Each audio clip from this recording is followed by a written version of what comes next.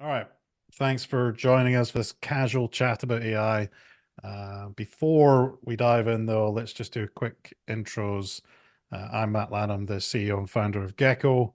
And with me, we've got Johnny Richardson, who's the head of AI at Gecko. Say hello, Johnny. Hello. Hello. Hello, Johnny. Uh, yeah, hello, Johnny. Yeah, I get the idea of this was every week we tend to share lots of internal news links and so on of AI because both myself and Johnny are immersed in this world these days. And sometimes we have random chats about it when we catch up, either, in person slash Zoom or even over Slack. And we thought it might be interesting to share some of these random tangents in this kind of format and see if anybody else wants to join the conversation, basically. So yeah, we thought it'd be interesting to record one of these random conversations. We've got a few different subjects that we could talk about. I think we're going to have a little stab at talking about hardware AI for 5 minutes because there's a load of interesting stuff going on in that space. What's happening outside of just ChatGPT in terms of LLM models, especially open source, and why that's interesting.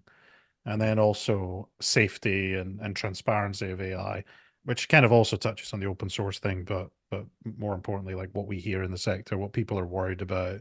I mean, ultimately it's going to get maybe a lot more scarier before it gets a lot more normal, I think.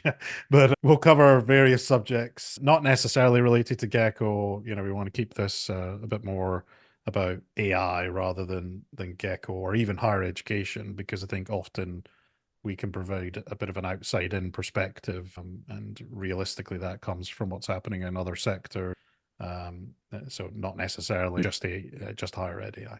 Yeah, anything you want to Yeah, add to that, Johnny? yeah, I'd agree. I mean, I think one of the scary things about this kind of the industry, that the speed at which things are improving, is that you could quite literally sit on Twitter or X or LinkedIn and you could just hit the refresh button for pretty much 24 hours a day, and you would come across about five, six, seven, eight really, really interesting topics. And so it's frightening how quickly things are moving. Just yesterday, AlphaFold 3 was released. OpenAI released a bunch of information, as you mentioned, about model transparency. Really, really groundbreaking and innovative, interesting stuff. And it's so easy to miss that. So I think that's something I hugely value about the conversations with you, is that you'll find things that it's like, oh crap, how did I miss that? Yeah, And vice versa, but potentially. So, when we both yeah. get, the trouble with like these algorithms that power a lot Mm. of this stuff is that we're both going to end up with a slightly different slice of what's going Yeah. on. Like I don't know if you subscribe to AI News. It's like an email newsletter thing called AI News, and it basically trolls like 28 discords, 7 subreddits, a whole bunch of tweets and stuff, and then like consolidates it into a single email. It's a pretty kind of like Ooh. it's one of those emails that often you really can't just sit and read because it just goes all over the place. Like there's a lot of like very diverse subjects across, all sorts of things. But it's quite an interesting, Mm. sort of recap of what's going on if you miss something. But if you're not, try and link to it. Yeah. If you got the link for that, that would be fantastic. I know Well, that there's I'm just it's looking at the email thinking I don't even see like the option to like I don't know how I'm subscribed. That's what I'm thinking, like I'm not actually how did this sure. happen? Yeah, I'm not actually sure how I'm subscribed because I'm looking at it going, there's no like option to sort of like like it doesn't even seem to be a website. So I don't know where I'm getting it from actually. Maybe it's just Somebody yeah. messing with you just signed you up to everything.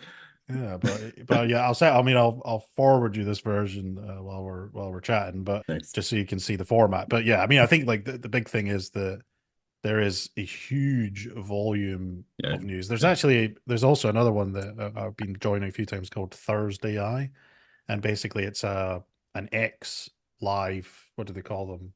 Like it's a voice room thing. What do they call them on X? I can't remember, but Yeah, like yeah, the yeah. live voice thing. There's one called Thursday Eye that basically they just do a whole bunch of recapping and going into a bunch of subjects, which is quite interesting. It's every Thursday, so Interesting. it's today. Yeah. It says Thursday when we're recording this, but yeah, they do that every week, which can be pretty useful to just also get recap. That is interesting. Yeah, I'm on Was the website now. It's yeah, it, spelt like Thurs, but then with the D, so Thursday, and then Thursday. AI. Yeah, yeah, yeah. So in fact, it's Yeah, Thursday we'll put with some an links I on out. the That end. may also be where I'm getting that newsletter from, to be honest. But It could be. I love the advice that we're giving potential listeners, like for that first newsletter. Like, you yeah, might be signing up. We don't know how, but yeah. I mean, if you I don't wait know long where it's enough. coming from, but someone sending me it. It's pretty, and you'll see when you get it. I mean, it is one of the longest emails I've ever seen in my life. Right, like it is incredibly long. So yeah. Oh, Hmm. actually, there you go. You can subscribe. Oh yeah, I found it. Okay, cool. Well, we can link to Oh, that nice. then. It is at Success. the problem is the email was so long it truncated most of it. That's the real issue. Oh, that is big, actually. Yeah. Yeah, Oh my I mean goodness. it's like it's trying to do a lot here, but I mean there's no way that this is useful to the average human. But yeah, Yeah, this looks as if it's estimated just reading saving time is 588 minutes according to the top of the email. So I don't know, like that's still I don't know how long it's going to take to read this, given that it's saving me, it's almost what 100 hours or something. that's yeah, goodness me. Across, yeah, you see 373 Twitters, 28 Discords, goodness me. Yeah. So yeah, we'll put a link to that somewhere so people can get on that train if they want to. And then, I mean, I think the big like I don't know about Mm, you, but I actually find my feed on X now, the mm, the for you feed for me is literally AI. Like that's the only thing yeah, I see these days. However, I yeah. know that that's not going to be the same for everybody else, right? Because it's very Mm, dependent on what you're liking, bookmarking, and so on. But you get like I can more or less go into X every day and get a snapshot of what's going on. But mm, mm, as we said, neither of us are actually seeing everything. So what Johnny sees and what I see are often a little bit different, which is good because it gives us something to talk about. So do we want to chat about hardware AI for a second? Because I think this has I been think, like this yeah. growing base, right, where Mm, like there's been lots of I don't know if it's like just hype, right? Because obviously mm, the first one that came out, I can't it wasn't Humane, it was the other guy that was building one. I can't remember what it was called now, but it's sort of been replaced, I would say, by Humane and Rabbit being the two kind of big ones mm, that you're hearing about right now. yeah. And I guess it's like what is it? Like what's the point of it? And why should anyone really care about hardware? Like, because at the moment I think everyone just thinks of AI and they think chatbot probably, I suppose, is the first Mm, thing that everybody thinks about. mhm, mm. What Yeah, have you seen? I think I agree. Those are kind of the major AI hardware vendors that are making the big noises, and certainly the kind of earliest and first to market. I suppose the idea behind it is that with something like a ChatGPT, although this is kind of negated by the fact that there are some very good mobile apps, and Anthropic just released a really good mobile app for Claude the other day. I said the other day, about a week or so ago. But the idea, it's something you've spoken about for quite a while actually, about the idea of having a tool which is able to integrate, I guess, a little bit more seamlessly than a phone, a little bit more seamlessly than a desktop, that's able to be used in real world situations where maybe you're going to struggle to, yeah, get the device out in time to do certain things. So I know, again, we've had a couple of conversations, and you've always said you want something that's going to listen into Mm. everything, particularly at conferences, that's going to hear everything, be able to take those notes for you, be able to process those ideas, and then play them back to you. And I suppose for things like the Humane AI pin, which is basically a pin about yay big, which clips onto your t-shirt or your jacket, and it is kind of touch activated. It has a camera, it can scan the room, it has a microphone, it can listen in, you can have a conversation with it, it can project onto your hand as well, a display answers to questions as well as vocally responding to you. It's a really interesting space. I don't know how it opens up. Hopefully over the course of the discussion we'll get into kind of some of the potential negatives and the safety Mhm. concerns, because I definitely have some. And I saw a fascinating interview with Sam Altman that he did at MIT about a week or so ago, where he was literally discussing this, and I thought, oh, that's quite a frightening point that I hadn't considered. Mm. But yeah, I'd be interested. That's kind of the broad overview Yeah. from your perspective. You've spoken passionately about this before, so I'm keen on Well, hearing I- why the my benefits problem, yeah, I mean, as my you see them. problem is that I just have a sort of terrible memory in many ways. I think, like, I have a But you good didn't know where memory. you signed up to the web the newsletter Yeah, from. yeah. I So mean, if I've more or less just proved my point, but like I think the way that so the way sometimes I think the way that I think is a bit Mm, strange, right? Like it's probably not, but like often what happens is I'm in a conversation, particularly internal conversations with people, mm, and I say the most glorious things that are that you can imagine. But if I tried to write that down or recall it from memory, it just wouldn't mm, be the same. And it sort of always frustrates me because you can get into really interesting like my brain goes into interesting modes, I think, during like audio mm, conversations that I struggle to get it into during like sitting with a blank document in front of me. Like it just doesn't work the same. And so like often what happens is I'll have a really good chat with someone and I'll walk away thinking, oh, there were some good ideas in that, but I won't be able to articulate them as well as I did on that call, or at least not straight away. It'll come back to me, but it takes me more time to, sort of formulate it again. So yeah, my kind of thing is that I just almost want an always on audio slash video recording. Like so let's think about like the Humaniate pen, or actually there's another one that called Open Interpreter, which is actually an open source thing. And I actually bought all the hardware to like solder it together and build my own thing. Cause then I thought, well, maybe I could amazing. like get it to do this. Cause it's not Mm, none of these devices right now are intended for always on audio. They're intended that like you said, you press it, you say like give me directions to blah blah blah, and then it can answer it, right? So same with the mm, mobile apps, right? It's more in the moment rather than passive background stuff. I kind of want one that's just always listening.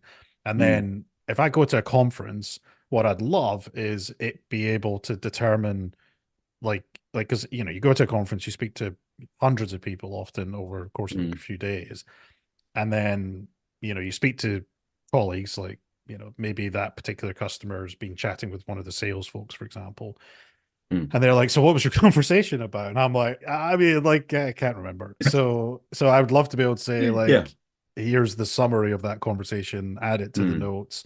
But I just think that, like, I think often, yeah, for me, it's much more of a kind of like I say some stuff that I would love to recall. I'd love to mm, understand like a bit more, easily. Like at the end of the day, here's the summary of mm, conversations. Here's some interesting kind of things that you said, and mm, sort of ignore all the rest, almost summarize it. I think that'd be really cool because, especially like in a world where we have this sort of tech in Zoom meetings and all sorts now, right? Like yeah. if we're Yeah. using AI summarization and we're using or bringing in a third party tools to do it.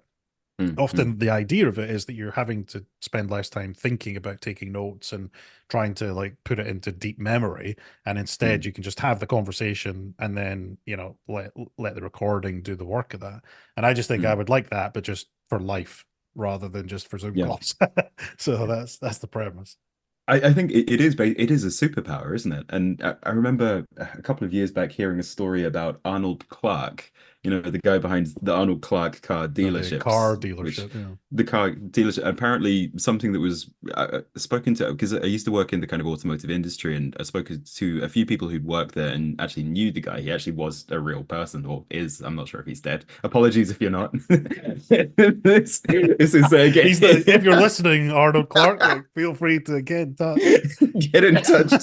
Tell us what you think about the humane pin. But apparently, one of his superpowers was he had a frightening ability to be able to remember, speak to somebody once, be introduced to them, and then be able to remember their name. So he could go years Mm. without seeing them again, having met them once, and would always come back, shake their hand, and say, "Nice to see you, Linda." And that Even if for their name was John. that was the only name he could remember. But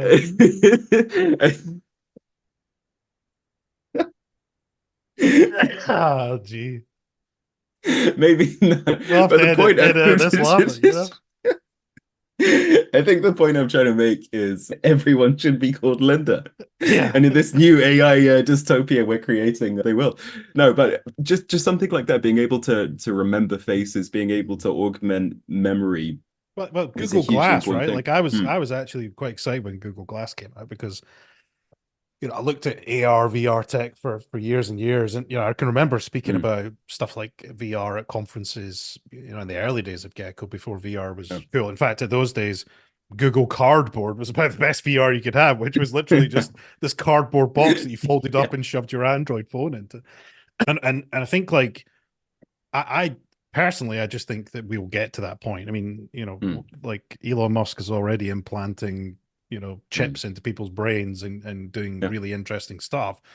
There was always chat that, like contact lenses that could somehow be, visually enabled.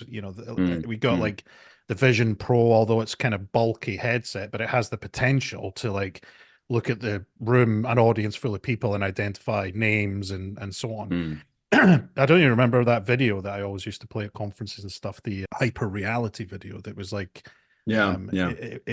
like I definitely think that that sort of walking around the world, like real Mm, world, mm, and looking at an advertisement like a billboard, I think mhm, there's going to be a day where you're going to see something entirely different from the person standing next to mm. you.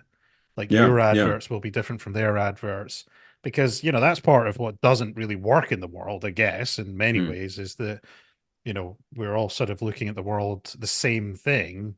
We mm, all see it differently and interpret it differently, mm. but we're all looking at the same advert and it talks to X percentage of people that, Yeah. and the rest of the people just have to accept that it's not for them type thing. So Mm, like if you're in, I was in San Francisco recently and you drive down the highway and it's just filled with billboards of AI. Like every billboard is mm, AI.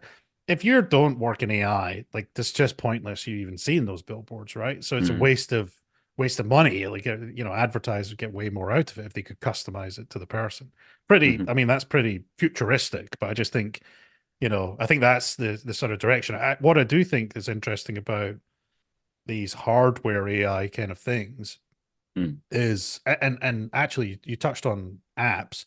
I was at my mom's at the weekend and she was like, "What's this GT thing?" And I was like, "GT? Like what the hell's GT?" I'm like, "Oh, Gran Turismo, it's a classic you talking about, PlayStation yeah, you talking about game. Chat GPT?" She's like, "Yeah, yeah, what the hell's that?" So I had to like go through the Mm, process of showing her it, yeah.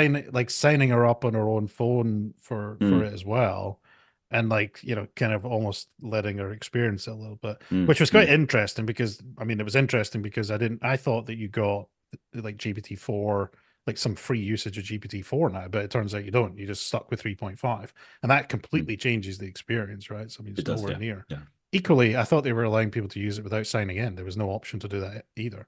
Anyway, I Mm, think the app side is still going to be really interesting. It's just that what these hardware startups are trying to do is incorporate audio, video, into the experience. And I think the trouble with the phone, although I think some of these could be done by phones, right? But the trouble with the mm, phone is like the humane pin being on your shirt. The idea is that it can very quickly see the world versus you having to like then show your phone and sort of like mm, sit like this all the time.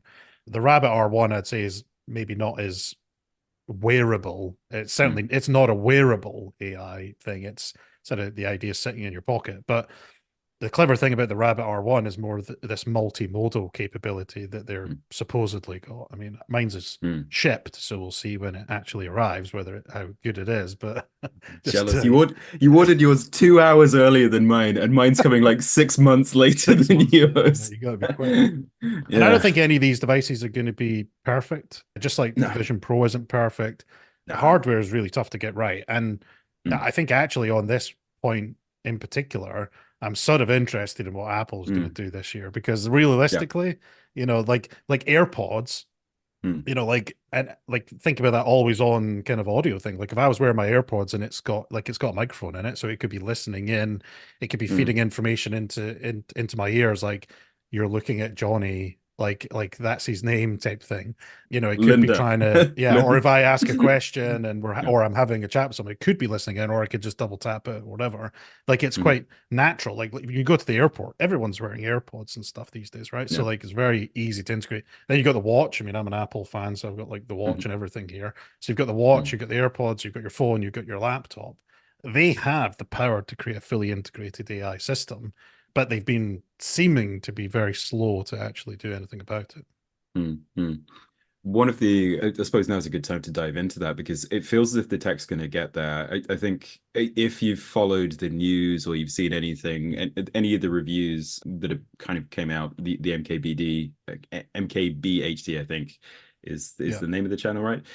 yeah, Um, Marcus Brownlee. Yeah, they got absolutely slammed. They got panned. So both the Humane and the Rabbit R1 were reviewed, and not with particularly glowing colors at the end of it. I think there's a degree of let's ship these as fast as we humanly can because we want to be the first to market with Mm. these, because the bigger companies will ship something that's going to be better, in all Yeah. honesty, later on down the lines because of the capabilities. So it looks as if they're both going to improve. I'm really excited about the Rabbit R1. For me, I'm really excited about giving it to my kids.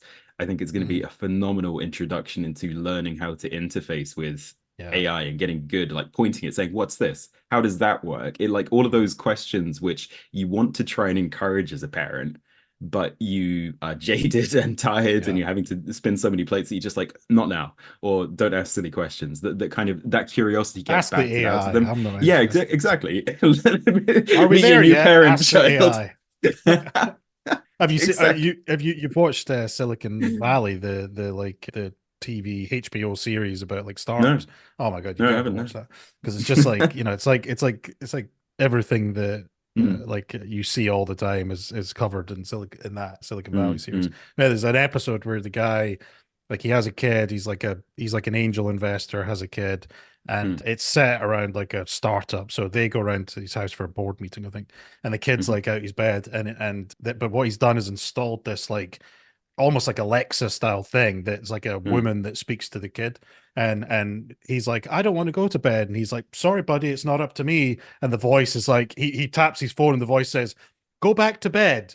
Like, oh, this guy, he's like, it's not up to me, buddy. It's her. Like, it's not me. Like, I would let you stay up, but like, what can I do? Like, so he's like, kind of introduced this. This was like pre AI, but the idea was just that it's yeah. this like voice that basically takes all the kind of hard decisions that you've got to Mm, make with your kids, tell them to go to bed. Because normally that's like yeah. a parent thing. Like one parent's got to take on the role of telling them to go to bed, while the Yeah, other the one's like, bad guy. it's not me.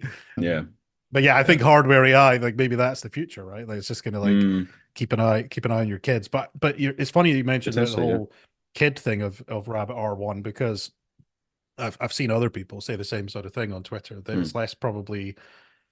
I mean, I think it'll be interesting for everybody, but it is an interesting one to sort of give and let, more mm, young people experience this in a way that is more intuitive. Just like I think yeah, that yeah. personally, I think iPads for kids are a great thing, right? Like I know there's, I'm probably going to get like loads of hate mail on that, but like personally, I just think that there's so much you can learn there. You got to be careful about what they access, but so much they can learn, so much more intuitive to use.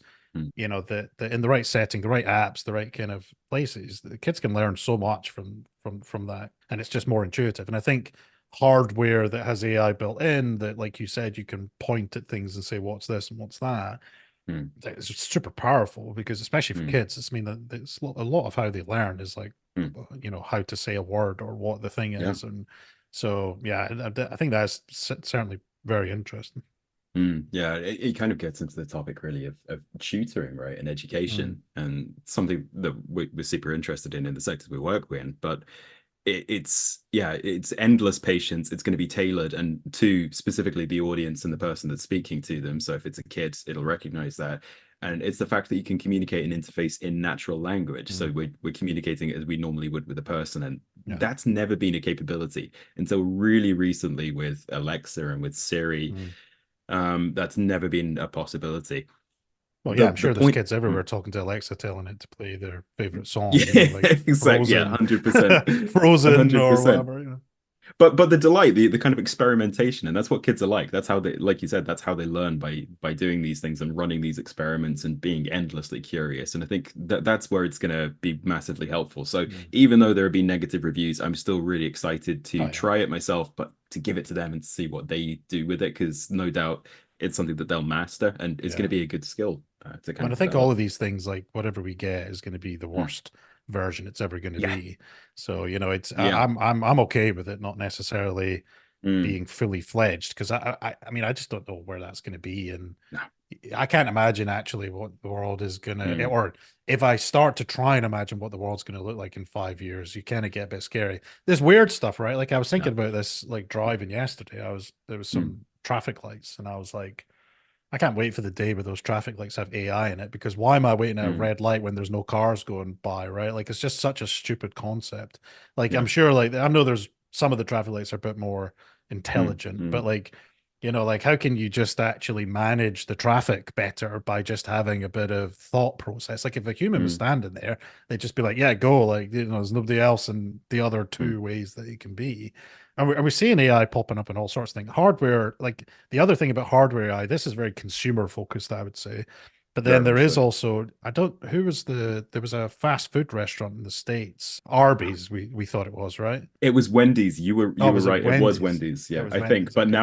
now I'm second guessing myself Yeah, again. like that, we're By both going to be googling Wendy's AI. But basically, the idea was that, like in a drive-through restaurant, you essentially, yeah, I think it is Wendy's because yeah. yeah, but basically the drive-through experience is largely talking into this metal box with a human on the other side sitting Mm, in the restaurant.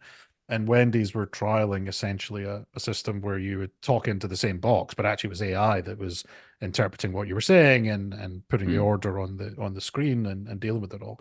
And I definitely think that's going to come in pretty fast because we've seen a lot of self checkout, the sort of self checkout revolution happening yeah. in supermarkets, and Mm, mm, even like in a McDonald's, if you look closely, like it used to be that someone would be creating like making drinks, right? Like someone would mm, order like mm, a large Coke or whatever, and someone would pour it. Well, mm, now certainly in a lot of McDonald's, not I don't think it's everyone yet, but a lot of McDonald's that's now machine operated. So the cup just mm, drops down, moves over, fills it up, and then moves to the side, and then a human picks it up and puts it over. They don't seem to have done that with the actual food yet, but I can imagine that that will get there. Food is going to be complicated. mm. You'll remember I went to there was a San Francisco store called Create. Creator, Yeah, creator. and I can't remember. It was years and years ago, and they were doing like burgers, but it was all automated using Mm, robots. It wasn't AI. Imagine it would be mm, even better with AI, but it was just like robots doing the same motion, right?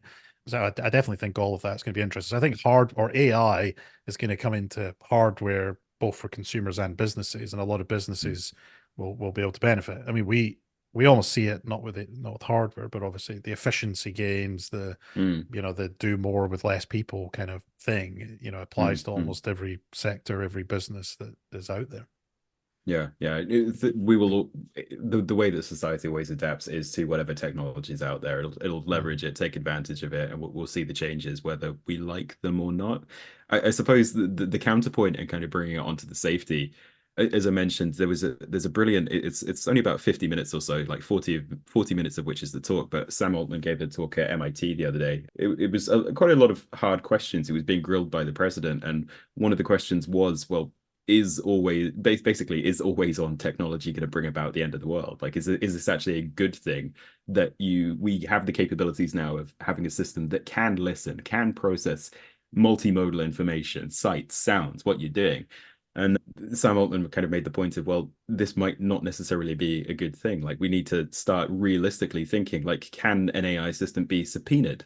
Like, can it be used Mhm. as evidence against somebody? Because although the theory of having something that's able to read everything you've ever read, every email you've ever sent, everything you've ever watched, viewed, listened, heard, said, that suddenly opens the door to a lot of trouble, Mhm. or not so much trouble, Gets but very Black topics. Mirror at that point, Yeah, right?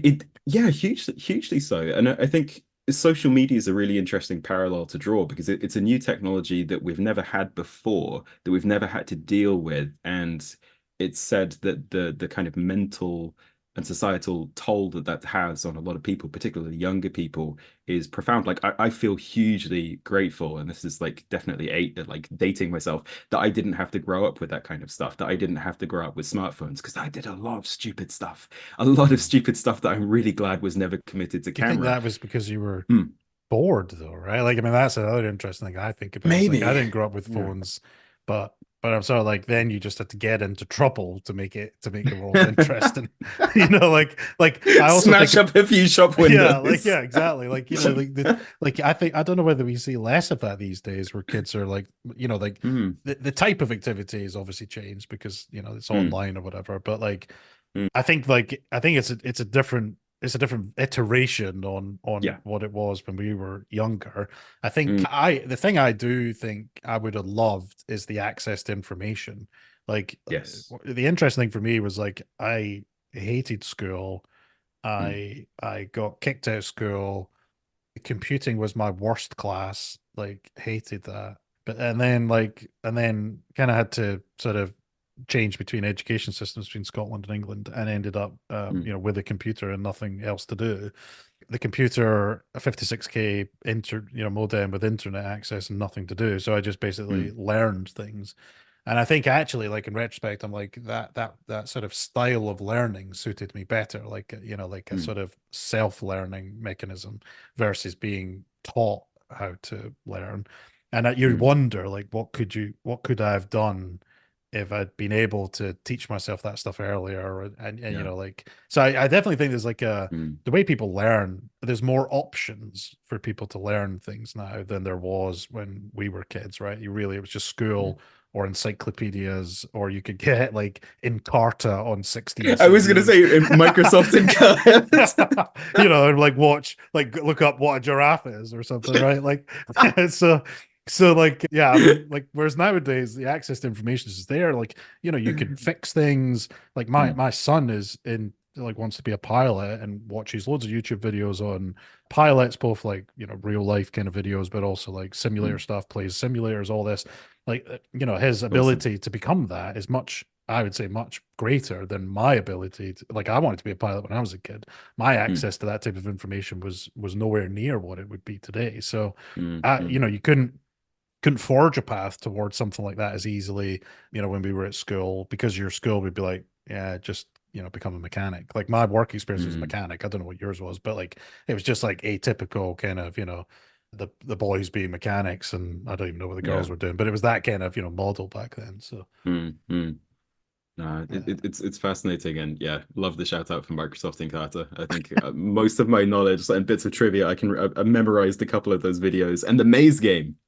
The maze game, Do you God. remember the maze game? Yeah. Yeah. I mean, all of these, like, I think it was just like fascinating the amount of, like, Yeah. there was a lot of information, but and I think this is like, Mm, for me, like, I think there's always some aspect that technology has disadvantages as well as advantages. I'm not convinced that, AI is going to take over the world kind of thing. Like, I think that mm, I think it's human nature, right, to just get into that mindset simply because we love thinking about that kind of stuff. Like, we would love watching movies on it. We mm, love thinking about it. I'm sure when the car was invented, everyone was like, this is gonna, like, the car is gonna end our world, right? I just mm, imagine that mm.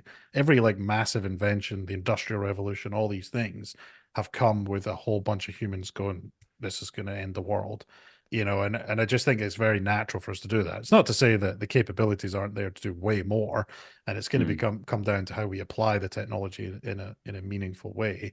And Yeah. clearly there's a lot of, governance that's already started around this tech. But Mm, I think it's just my view is it's human nature to like assume that the unknown equals danger, because that's mm. kind of just like natural instinct, right? Like if you don't know what It something is, yeah. is, assume it's dangerous until Mm, it's proven otherwise. So I think there's a little bit of that. And then I mm, think if we give AI the nuclear codes, for example, then clearly that's going to, kind of, that's not going to be ideal. But I'm almost certain that, humans will keep the reins on all of this stuff pretty tight. mm. And there is also just that thing of like, I mean, I don't know if we're going to get into an iRobot scenario, because Yeah. obviously there's a lot of development going on in humanoid robots. But yeah, I think it's like one of these things that, like, it depends on how uh crazy the use of AI is. Like, we're using it in war, then sure, there's going to be some destruction kind of element there. Using it to answer Q&A while you're walking around a supermarket, I don't think that's going to make any difference, right? So I think it's Mm. just that where it's used and how it's used is going to be the key component there, rather than the end of the world type thing. Yeah. I think it's a huge, huge topic. I think the thing that pleases me is that if you were to stop all AI research and development as of today, I think what we've got over the last year and a half is massive, and that forever changes and improves the Mm. quality of life for so many people across so many different avenues. And that's the really exciting thing. And the fact is, it's absolutely not going to be stopping today. There's Yeah. nothing arguably nothing on the planet that could stop that, just because of the amount of money that's on the table, the amount of benefit it could bring. So it's only going to improve, and it's already amazing, and it promises to get far, far better. But and I also So, think the other thing, mm, like the we kind of talked a little bit about safety, but the other mm, piece here is that sort of closed source versus open source thing, because I'm pretty mm, sure I can't I don't think I saw it myself, but I'm pretty sure uh, Mark Zuckerberg was asked about this similar sort mm, of question, and his view was like, well, it'll be open source, so everyone will be able to see it, before it mm, happens, and like change it almost. And I think that it's really interesting to think about like what version we would rather have with a technology that's important, something that mm, is closed and no one knows actually what happens. Like OpenAI, last year was it? I mean, they randomly fired Sam Altman one day, right? Like, yeah, there's a lot of yeah, like weird stuff that happens when you're in closed mm, source profit making companies versus an open source model that, the community can read the code, understand it, mm, think about, make it safer. There's disadvantages there in terms of yeah, copying it and using it in dangerous ways. But mm, I think to some degree that open source nature is also going to play into how we make AI safe, simply because yeah, I kind of feel like that's like longer term that mm, people will err towards. I'd rather we were yeah, using an open source model that we could all agree on what the governance mm, looks like versus a closed source model owned by a company that has a corporate intent. mm, And I think that I suspect, in a more democratic world, the open source model will become more interesting. mm, I mm, suspect that in other countries or other, like the closed source model will become perhaps more likely, um, be, because it makes sense to keep it secret, right? So I think it's yeah, like yeah, I think it's going to be super interesting to see, and I can't imagine like what governments are doing with AI right now, because I think it's never mm, really talked about. But yeah, I can imagine there's a lot of information that is held by governments in digital and in hugely. written format that when Mm, if you fed it all into an AI, you could have a very intelligent, general, like created by AI that can help, make decisions. And we've already seen like AI being used in some war capacity recently, not to get into politics, but mm, that certainly there's evidence that AI is playing a role in war even now. So yeah, yeah, I still think the open source is super interesting though, just simply because mm, you've got more access to how is this being trained, what kind of mm, principles does it have, versus OpenAI ultimately, and same with any other closed source one. You really don't have any insight into exactly how it's uh, built. Although yeah, the obviously black boxes, they've started talking more about how that works, because like what was the thing they released, a model, what was transparency, yeah, but what was it, the article they just put out was like model, what's the name that they used? I can't remember, but basically, they've released like the principles of their model, like how it sort of, how it thinks or how it makes decisions. model spec. So model spec, yeah. So, Mm, and I think that is really because there is a lot of worry from everybody of like, how does this thing make a decision? And so this mm, model spec, the idea is to kind of give it, is almost to, outline scenarios and say, this is what we expect to be the response. Now, they've mm, not really said, like, I think they've said that this isn't actually kind of, how it works. This is sort of like the principles rather than actually yeah, how GPT-4 is behaving or something. yeah. I think that's the difficulty with it is that these are the instructions we're giving it, but whether or not it follows those instructions, there's still that level of Mm. inscrutability. It's still the black box, and that's why open source models, yeah, people like Meta are going big on those because they think I can see the argument completely. It's if we give more people access to these, we get more people who are experts, more people who are learning how to use these, and we have a far better chance of Yeah. achieving some kind of more safe version of AI alignment. And they're getting Uh, really good. I mean, like really good. yeah, yeah, And I mean, we don't like, there's that new GPT-2 thing. It was a bit mm, random, but like, so, yeah, for those that haven't seen it, that basically there there's a website called LMSys, I think is the one that it came out on first. It's a bit of a mm, like chat battleground, like lots of different open source models, and you can do yeah, some kind of yeah, like comparisons and so on. But there's this random kind of model appeared that had the name GPT-2, and everyone was speculating that it was something to do with OpenAI. And then in the last week, I think Sam Altman tweeted a word for word replica of a new model that was released that was basically similarly named. I can't remember the exact thing, but if you know, he's got a tweet that's basically just like 5 words hyphenated that is like I am a good GPT-2 or something like yeah, that. I am a good GPT-2. And so, you know, people, I don't like, there's no one knows what it is. You know, the assumption has been that there's a new version of the GPT coming out, probably June, July Mm, time. There was a lot of speculation that it would come somewhere around the same time as the Apple announcement. You know, Sam Altman said quite a few times publicly that GPT-5 isn't going to come out this year. So the assumption is mm, it's probably not that.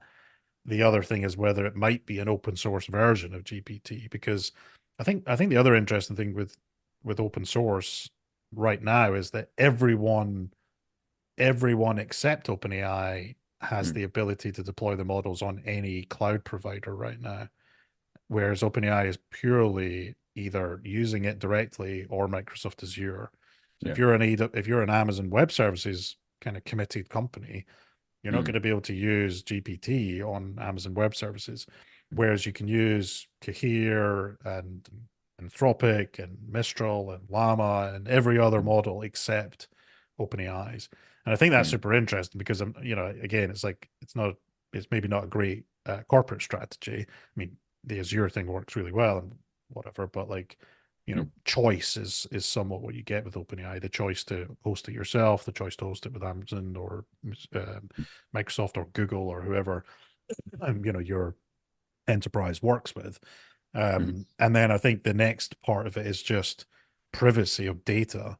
The big thing that everybody's seen in the last, well, 12 months, but probably even shorter, is the RAG system, you know, retrieving mm, data from other systems and sort of providing it alongside the question.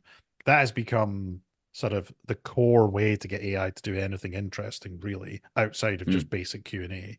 Like the, yeah. the the the quality of answers are far superior when you do some RAG alongside it.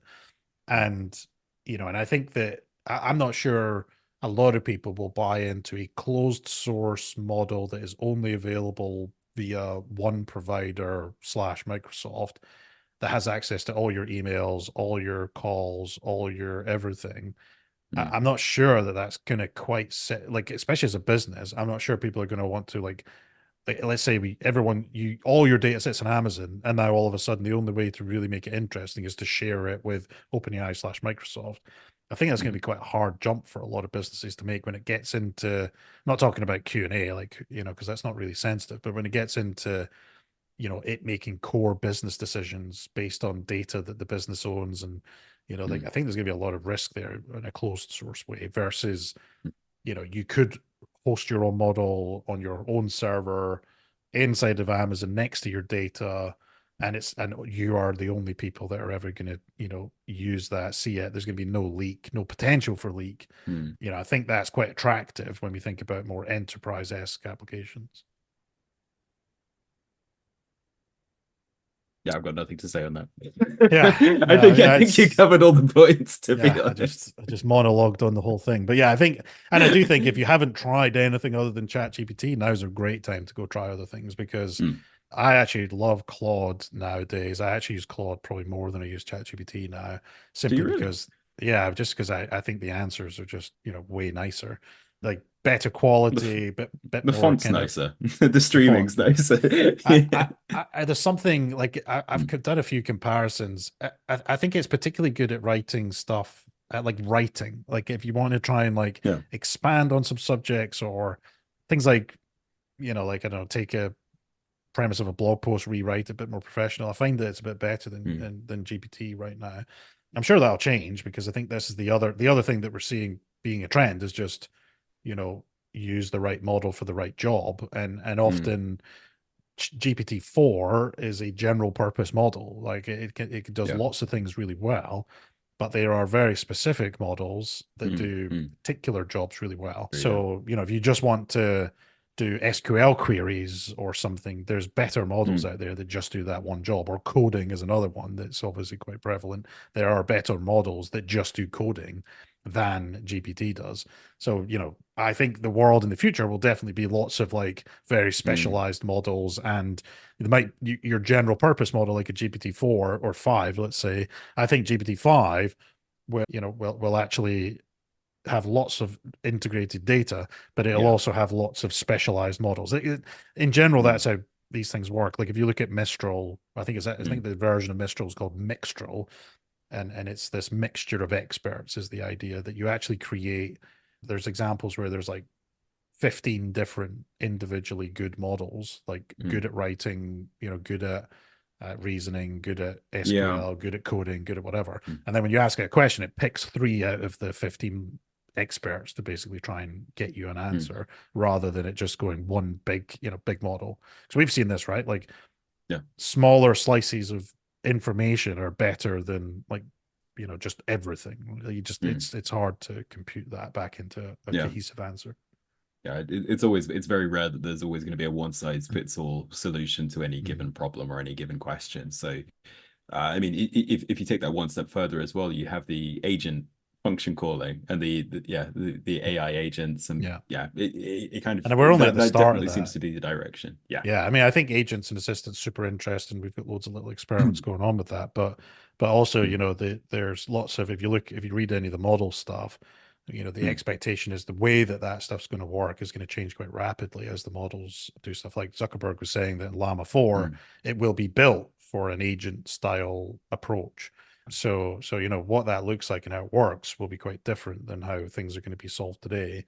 And mm, obviously with GPT, you've got the assistant framework sort of stuff. But yeah, I think that access to data, using the right model for the right purpose, all of that becomes super interesting. And I'm kind of I'm sort of like optimistically excited about Apple, like because they've mm, been doing a whole bunch of things. Like they've got a framework called the MLX framework, which mm. which has been Yeah, used to read about basically it. run models locally on your Mac hardware. Mm, And the new iPad they just released the other day has an M4 chip in it, which is mm, exceeds basically what you can get in a MacBook right now, or something like, or is as good yeah, as one of the two. yeah. And so there's you're kind of, and I'm hoping that the next iPhone, the next generation is like this will have AI built in. And obviously Mm, Apple will definitely take a privacy centric approach. It'll be useless for businesses in the sense that you'll I assume they won't really give you access to use it, leverage it as an API as a business, but it would be probably great at doing the thing like reading your emails and calendar and reminding you things are coming and giving you like an agenda for your day and all that kind of stuff. I think what's interesting though is the question will be whether they've got their own model or whether they're going to just partner mm, up, because all the news has been that they're in talks with OpenAI, they're in talks with Google, maybe on I think, or Facebook, one of the two. And you're kind of, I think that's interesting, but I don't know personally. I'm yeah. just like, is that just because they don't want to get they don't want to get sued by the EU again for anti-competition? Possibly. I think one of the interesting things about that is if you look at all of the major tech companies, every single company for the last couple of years there's almost been a flash fire of, oh God, let's move as fast as we can towards this very publicly. Here's what Mm, we're doing. And Apple are the massive outlier to that. yeah, And I remember, vividly remember walking with you on a beach in California a couple of years back, and you going off on a tangent about why you were so pissed off that Apple weren't actively yeah, pursuing. And this was before OpenAI, before ChatGPT had actually dropped, when we were working internally at Gecko with stuff like IBM. And you're like, why isn't Apple making any yeah. moves in this space? And still, a couple of years later, it feels as if there hasn't really been any Well, progress. and here's the thing, right? They're either going to release something that's going to blow our minds, Mm, or Apple is dead. I mean, it's like there's no really other. I don't think there's really much in between. Like, mm, like the market in general is not going to accept Apple not smashing it out of the park. Like their stock is going to tank massively if they don't pull into AI. I mean, it's not been doing mm, great, but mm, like I think you're going to get penalized as a company for not, like, especially as Apple, because you're right, right? They'll take a very considered approach and do it well and all the rest of it, but they're going to have to come out with something completely crazy better than everybody else, even if that also allows, like if they release something that allows you to use, other models inside the Apple ecosystem, I think that's fine. But like if they've not been doing anything, which we can see from the research they have been, but if they've not been doing anything really core, they're not. I think they're kind of like, what, I don't know how to Yeah. take that, because they have to be the innovators. They have to be the people who say, like, the only thing that Apple have tended to be pretty good at is being contrarian to like the way things are. So like you've got to Mm. assume they're going to come out with something that's like, I know everybody's doing this, but here's what we think is interesting. And they've got like all the connected pieces, the Vision Pro, the AirPods, the watch, the phone, the laptop, like all of this stuff to play with, right? They've got Mm. hardware, they've got the hardware, like they're very good at hardware. And clearly this hardware AI thing is an interesting space, and they'd Mm. be probably able to blow every single one of these companies straight out of the water on day one. Like Mm. I don't know if you saw, actually, that, not to keep going back to the Rabbit, but like someone's got the Rabbit R1, kind of like the operating system, working on an iPhone, and they're Yep. just like, why wasn't this an iPhone app type thing, right? So that, I think, like there's going to be like, what's like, Siri is pretty boring really at the Yeah. moment. So what's going to happen? It's got to be. Mm. I'm just hoping that this is the year, because to be honest, I think this is definitely what I no doubt said then. Like, I've just got a bit bored with the innovation at Apple. The Vision Pro was super cool, and I think that has been like a little bit of a leap. It's not quite there yet, but I mean, it's certainly that direction of Mm. immersiveness between real world and compute is interesting. Is definitely a space that we should be working towards. Do you still use yours? Because I I remember haven't used it in a little while. Yeah, it's sitting interesting. next to Yeah. me, but I've been traveling and just kind of like, I didn't take it with me because it is kind of bulky. Well, at least It's the bag is huge. bulky. Yeah. I think Mm. actually they just need like they could get away with half the size of that bag, and I'd probably be more tempted to take it with me. But it is bulky. The other thing Just as wear well. it. Just wear it Well, everywhere you go. the There's other space thing on your that face. the other thing right now is that like I bought it in the US because it's not available in the UK. And Mm. so the Apple Store, like you can't do anything with the UK version of it, right? So I have to switch between accounts. So because all my Apple stuff is Right. set up for my UK like normal account, and to Makes use any sense. of the apps, I have to actually log into a completely separate account, like a US based one. So I think that's like there's a bit of friction there that's annoying. They're supposedly, I saw a thing saying the other day that they're going to do, or they're doing a WWDC, or the keynote in London, like a London version of it. So I assume that makes me assume that they'll release Vision Pro for the UK market, and then at least it's just a press thing. I think, but like I Mhm. assume that'll come, and then we'll see what happens with the actual Apple ecosystem part of it, because that's super interesting. Like Windows have already got the Copilot stuff built into Windows, right? So I mean, like, Yeah. Yeah. it's just stupid for Apple to, like, if they've got to bring it out, because it's stupid for them not to kind of just forge ahead now and bring out a really good version. Mm. Yeah. Actually, Um, on that, you mentioned Windows, and I know that we're probably way over the time that yeah, we I said. was thinking about that myself. Yeah, but yeah, go on. But just in general, there's maybe it's one to discuss for next time, editing this bit out. But Mike, I read a fascinating report yesterday that Microsoft released called the 2024 Work Trend Index Annual Report, which is really Right. dull sounding, but really fascinating. It's just basically how people are using it, Mm. Copilot in the ecosystem and the stats that they've gleaned from that. So, Well, because they yeah, had like loads of cool stuff like huh. presentations and Excel, and like Yeah, there's a that blew load my of mind, stuff that there. demo. Yeah, I think that's definitely the direction. So, and I think just like speaking to your computer, getting it to do things, and like, hey, resize this PDF, all that kind of stuff. Like, I think all Yeah. of that is good. I just think Apple need to get a move on, basically, because and it's interesting itself. We're not going to go on this tangent, but just like, what's the Mm. operating system going to look like in the future? Because it's going to be different, I Mm. think. So yeah, maybe we'll kind of call it there, because I feel like we've covered almost everything that we could cover in our 15 minutes that has no doubt become more like 30 to 45 minutes. But hey, like, it's all This is good. the build a Hopefully, button 30 minutes all over yeah, yeah. again. So yeah, thanks for joining us for today's random conversations on AI. We've just chosen these topics because there were things that we both saw recently and had some thoughts on. But if you've got topics that you'd like us to talk about, like maybe there's an area of AI that you're not sure about, or would love to hear other people discuss, then we're more than open to getting some audience topics in there as well. And then, this was super fun for me. I'm assuming the same for you. But Definitely, maybe it it's really wasn't good fun. fun for anybody listening in. So if you've got any feedback, let us know, because clearly we're going to have these conversations anyway, but we don't always have to record them if no one else cares about them. So yeah, let us know if you found this interesting, and yeah, keep a lookout for the upcoming webinars that we've got. We're always trying to run lots of AI webinars. Johnny is posting on AI all the time on LinkedIn as well. So if you're not following him, do that. And yeah, have a good week until the next one.